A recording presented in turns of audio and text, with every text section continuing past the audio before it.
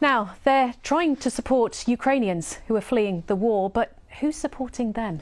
For months now, volunteers on the Ukrainian borders have been helping thousands of refugees who've had to leave their whole world behind. They have heard tales of trauma day after day. Well, a therapist from Cambridgeshire is trying to help them look after their own mental health.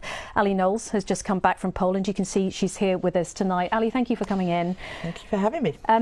Everyone has been focusing on the refugees, quite rightly. What made you look at the volunteers? We were invited to go out because the guys that were working in the centres are all volunteers and they're on their knees, and it was, could we help? So I thought, we'll go out and have a look. When we got there, we were told there's 3 million Ukrainian refugees. That was 2 weeks ago. There's a lot more now. And I thought, it's too big. And I came away thinking, it's too big, there's nothing I can do. And I wanted to do something. We all do. But what I saw was all these volunteers, and they're you and me with day jobs, volunteering in these centres, they call them centres, supporting these guys that have got nothing. And they've had no training. Now, I'm a trained trauma therapist. And I fell apart out there, but these guys have got nothing and they're on their knees. Without the guys that are there supporting and doing the day-to-day things to keep the shelter open, to feed them, to clothe them, to raise funds, it will close. I don't know if it's going to be open next week. It's that bad. They're not government funded. They're being funded by big-hearted Polish people and volunteers from around the world. Fundraising, basically. People who mean well and want to do something and are putting their money where their mouth is. Were you shocked by what you saw? Yeah, I didn't think I would be. As I said, I'm a trauma therapist. This is what we do. Back in the UK, we work with families and kids everyone's given up on. So it takes a lot to knock us. But when we went to the centre, it's a tower block. They said it was an apartment building, a disused one, derelict one, let's be honest. Toilets hanging off the walls, no carpets, 6 flights. You wouldn't, yeah? And there were 10, 15 people to a room. Sometimes the families had a room.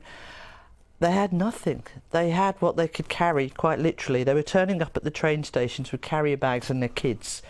And there were no men there, surprise, surprise. So we had babies, toddlers, teenagers, mums, grandmas. All of them had left the people they care about back in Ukraine. There's no contact. They can't speak Polish. They found somewhere where for now they're safe. But for how long? I know, I totally understand that. You're also trying to help those children, aren't you? Tell us about, you met a 5-year-old little boy. Yeah, they said, look, you need to come to the centre and see what we're up against, so you can help the volunteers to keep them from burning out.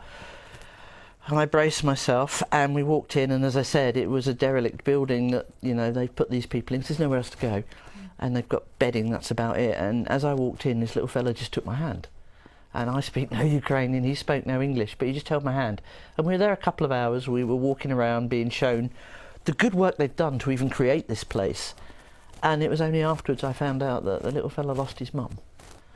And I thought, do you know what? 3 million refugees, we're not a big enough organisation, there's nothing I can do about that. But what I can do, and what I'm damn well going to do, because it rocked me, is I'm going to put a team of my therapists out there monthly, one way or another.